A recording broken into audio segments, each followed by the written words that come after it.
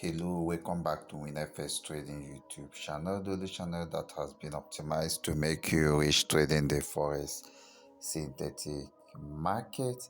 In today's video, we shall dive into Deriv trick you should know for steady profit on synthetic indices, V75 and Boma Crash indices. So I'm gonna read this document, then we go to the chart for practical aspect of it. Stop loss as an independent variable, okay? Stop loss as an independent variable. Most trades 95% lose due to wrong stop loss placement. Hence, before making entry, only confirm that the stop loss position is at a good potential to protect the trade. Okay, the word potential is very important as I'm going to illustrate it in the chart. Hence, the entry price is a function of stop loss position. PE of T is F of SL, where PE is the entry price as a function of time and is equal to the function of stop loss. Okay, a stop loss near strong potential has high probability of yielding profit than the one at weak potential. So the notion of potential is something I'm going to explain because it's very critical here. Strength of the stop loss is not always a function of the size of the stop loss, but it depends on the strength of the swing point or zone where it is placed. But in bear market with a lot of unknown, the size matters, okay? Because of liquidity sweep and the manipulations of stop loss hunt, the size matters.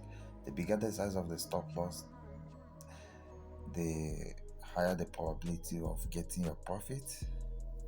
Okay.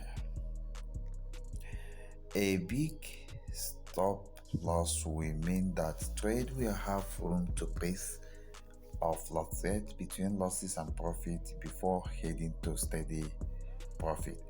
One have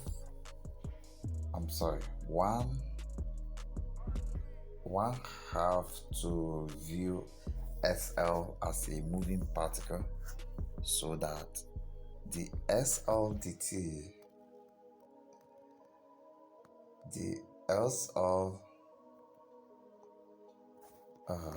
let's carry this, the SLDT at any point can be calculated. If this derivative, the SLDT is 0, then we are likely going to have a very strong SL. Such SL will not be triggered. With this method, you can obtain steady risk reward of 1:0.5 to 1:2 plus. Okay, method of optimizing SL, we have average method and external method. But then on the main chart, I'm going to bring the notion of progressive price movement or progressive price function. Okay, so this is what we need. We need this function for we to optimize our stop loss. The stop loss is also a function. I'm like the stop loss and entry price are connected as function.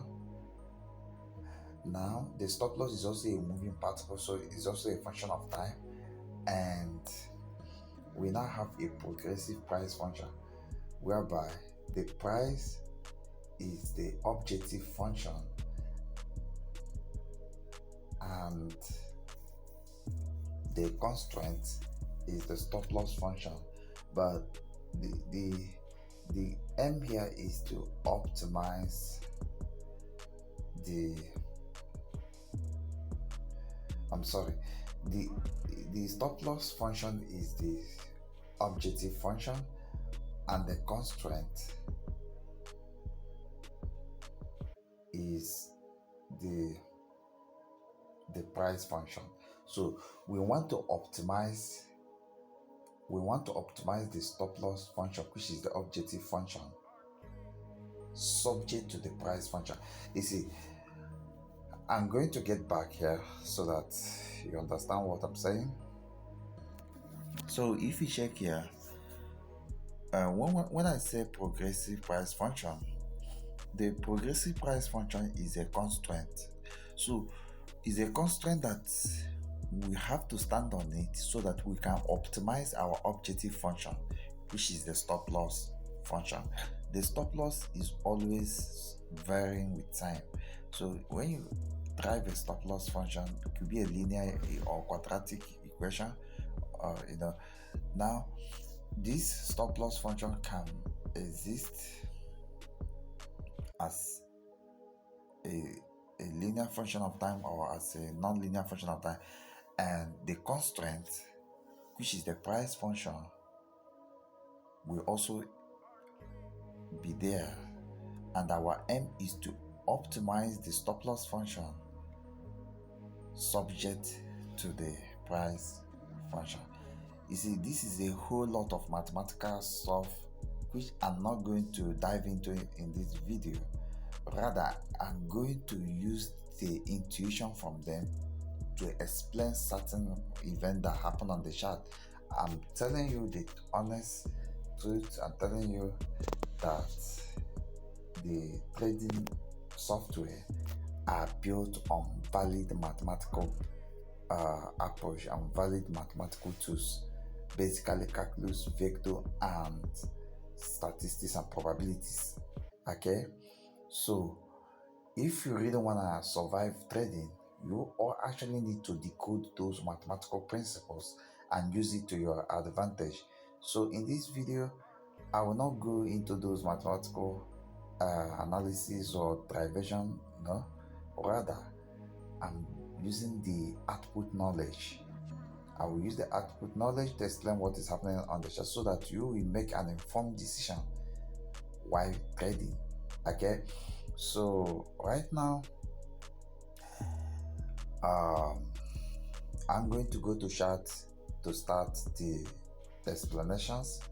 Okay, I'm going to go to chart. So let's go to chart to start the explanation. So right now, this is volatility 75 index. So a progressive price function must exist. So a progressive price function is a price function that is trending, like it have 95% trending event. If that will be a range, it will just be 5%, and then it will continue the trend. Okay, so a progressive price function is a price function that have a very strong trend. So the market must be strongly trending in a given direction, and if market is trending, then it is making differential swings. Like all the swings are at different level. You will hardly see a swing that have the same potential, or that when we say potential are sharp points. There are sharp points where price changes direction. They are actually turning points. But when we now use the word potential, we are not referring those turning points as something that have certain energy, that have quanta energy, like it have quantum of energy, like their energy are quantized at certain point, and because they have different energy levels, they will present different effects in the market. Okay, and they will also play a huge role in stop loss determination, or in stop loss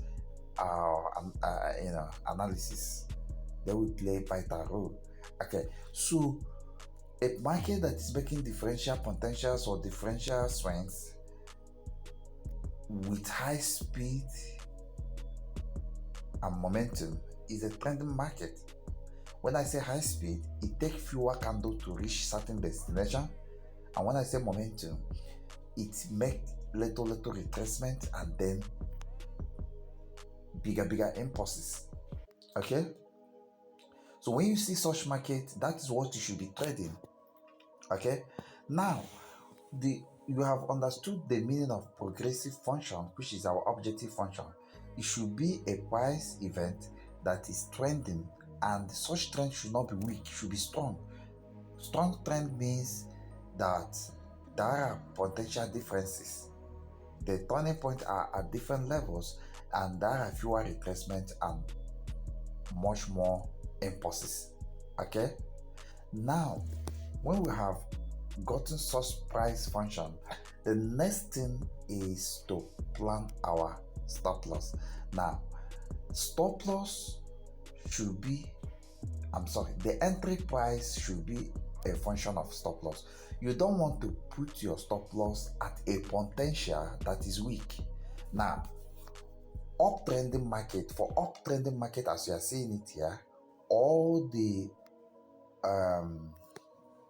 high potentials are what? Are weak because they are breakable. Check this potential, it was broken. Check this potential, it was broken. Check this potential, it was broken. Meaning that their energy content is weak, while all the low potential have maximum energy content and their potential are very strong. And that is where you should place your stop loss. Okay, now when you know where your stop loss should be, then your entry can be anywhere. Once you localize your stop loss, you can enter the market anywhere, because you must have run calculation. That is a mathematical formula that is used to calculate the loss size that you should use given a given stop loss position. I'm not going to show the formula in this video because this is a free content, but if you want to be educated enough to become successful, a multi-billionaire trader, then you have to enroll for my V75 millionaire course, or boom and crash millionaire course, or MT5 Forex trading course, or MT5 synthetic trading course as a whole. Like, we have a general synthetic trading course, or you learn individual assets in synthetic spectrum, like V75 millionaire course, or boom and crash millionaire course, or jump indices trading course. Now you know what you should expect when you are coming to learn. So all you need to do is either you continue with your low knowledge and grow slowly, or you enroll and grow at a high speed of making profit at high speed, man. You go at high speed. Okay, so knowledge is power. That is it. Okay, so let's continue. So for downtrend, if a market is progressively, like the progressive function is downtrend, look at it. This is that. I like this type of trend. Fewer retracement, high level impulses. Okay, impulse means bigger length, retracement means shorter length. Impulse means the movement in the measured direction of the trend, in the measured direction, like in the direction of the trend. Okay, all these downward movements are impulses, while the upward are the retracement. Now the truth here is, what you see in the uptrend is the opposite of what you see in downtrend. The high potentials are very, very strong, while the low potential are very, very weak, and therefore you should place your stop loss at the high potentials. Okay, once you're able to localize the position of stop loss at a high potential, then you can just enter the market anywhere you want. But then take note of this: it has to be subject to certain risk reward. Okay, so the risk reward will now also play a role. So I give it a rule. If you go to the document, you will see the rule. So the risk reward should be from 1:0.5 to 1:2 plus. Now, when we say 1:0.5, now the truth is that you can never lose with this idea, because you are trading a progressive market, a market that is progressive, meaning that it is breaking level and it does not delay to break those levels. Okay, even if there will be retracement, the retracement is short-lived, they do not last, and boom, the market break another level and progress. Okay, so that's why the risk reward tend to fall. Like it tend to fall between 0.5 and 2 plus. Okay, you will say it's a very small risk reward. Yes, it's small. It tends to be small when you look at 0.5, 0.6, 0.7, then 1, 1.5, and then 2. It seems to be small, but the thing is, you make consistent profit. Risking a kind of, let's say, $1,000 to get 50%, which is 1:0.5, just to get 50% of it steadily, is reasonable than getting double of the $1,000 or triple of $1,000 and suddenly losing it over time and going back to the $1,000 and most time blowing your account. It's not reasonable. So this idea is actually applicable to big investors, people that actually have money and they want to risk.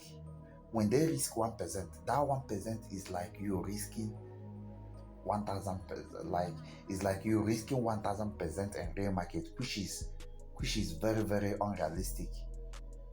Because if you want to risk 1,000%, it's like you need to borrow 10 times of your actual capital, which is practically unrealistic unless where you get a strong signal and you use high leverage from the broker. The broker will borrow you that 10 times. That means if you have $100, you will trade that $100 as if it is worth $1,000, 10 times of that $100. Okay. Now the problem with leverage is that you might blow your account. When like any single mistake, you blow your account. Now, why I say this is for big investors or people that are wealthy already is because when they invest 1% in forex market or synthetic market, that 1% is huge. So imagine your equity is $1 million. 1% of, when you risk 1% of $1 million, that is if you calculate it, is $10,000. Okay, so when you make 50% of $10,000, that is $5,000. It is reasonable because you have an infinite capital. So when you risk small, it is big. So that infinite capital is not there for spending. It's there for production. It's just like a woman. It's there to give birth. So if it gives birth to certain small risk reward, you know that it is reasonable because it is infinite. So the output, the profit will be huge. When the risk level is small, it will still be a huge profit because of what? Infinite capital. Okay, so I'm going to be ending this video. There is a sense in this. All you need to do is try to change the way you trade based on what I said. If you still not understand certain things while you are trading, try to enroll for my courses. There are power in my courses. Those powers are natural, not because of learning or things I learned. No, they are inbuilt. And when you absorb those powers, like when you learn and you absorb the power of my teaching, you see you will go far. Okay, so I might summarize some things about, because I made mention of method of getting the stop loss, like average method and the standard method. So take for instance this is your entry zone. Like you are entering, because when you are entering market, you are entering, even though I say you can enter at any price, but try to optimize your risk reward. Someone that enters somewhere here is not good, because someone that enter here will be better than someone that enter here. So you have to enter the market near certain swing, like near strong potential. Okay, even though you are placing your stop loss at strong potential, you also entering at strong potential because you really want to enter the market where it will have maximum force to go further. So those forces are very maximum, like they are maximum near swing, but then near high potential swing. In uptrend, all the low potentials are very strong swings. So you will be looking for some low to buy this market because it's uptrend. So buying somewhere here, this support is cool. Buying near this zone that has been broken, like that is buying near a broken level, is also cool for uptrend. The same thing will happen for the opposite will happen for downtrend. You are selling at a broken level when price retraces to a broken level or near a very strong high. That is a very strong resistance. I'm going to show you this immediately. Look at this downtrend.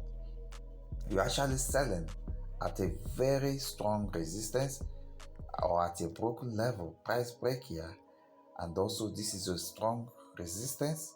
So if price comes to this resistance, you want to sell, or price break a level and retest it, you want to sell.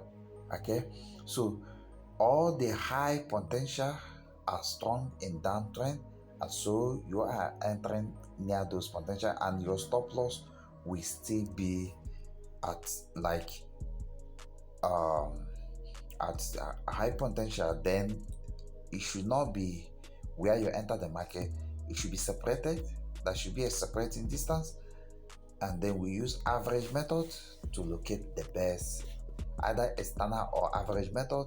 We use it to locate the best stop loss. So for this uptrend, take for instance we are entering somewhere here. Then for the average method, we are now calculating. We are running all these things in the entry time frame. So this is the waveform that we are using. We are using M15 waveform. So we are running every analysis here. So we have two swing, parent and child swing. This is the parent swing. It is a swing that created a child swing. So this is a child swing. So we have two swing, and then this is our entry swing where we want to enter the market. All this, you can even extend the zone to the breakout level. So all this zone is our entry zone. Now you have to calculate this price, which is around 362,000, and then this price, which is around 350 something thousand. Then you add the two prices and divide it by 2. That is the mean or the average price. So this price will be somewhere here, the result will be somewhere here. So the stop loss will be here. Or you put the stop loss outside the zone bounded by the parent and child swing, meaning that you are going to have a zone like this. Okay, that is the external method. This one now is the external method. You are having a zone like this, and your stop loss will be outside it.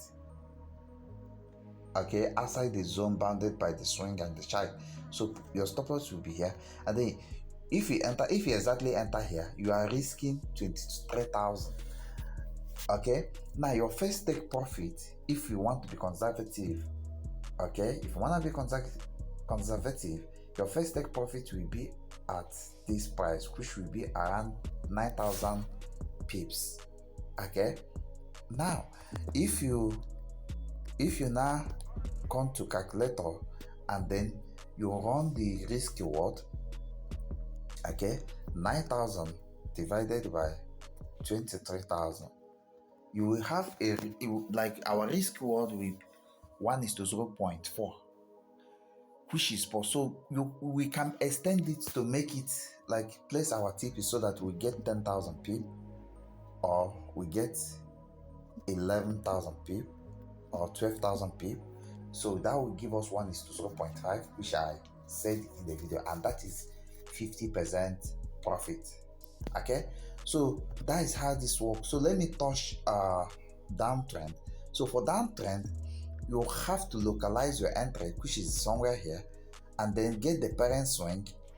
This should be our size. This should be our child swing, and this is the parent. This parent get this swing. So our stop loss will be somewhere in between or outside. Okay, so if you are using the external stop loss, then your risk reward will fall, but don't allow it to fall below 0.5. Then if you are using the average one, your risk reward will suddenly rise, most time approaching 2 plus. That is 1:2 plus. Okay, so at the one you do will determine what you will get. The more you take risk, the more you make more profit. But you don't want to take a risk that will lead to loss. So if you know that the average will lead to loss, then use the external. So depending on the market condition, you have to understand market condition. That's why you have to enroll to learn more. Okay, so thank you and bye for now.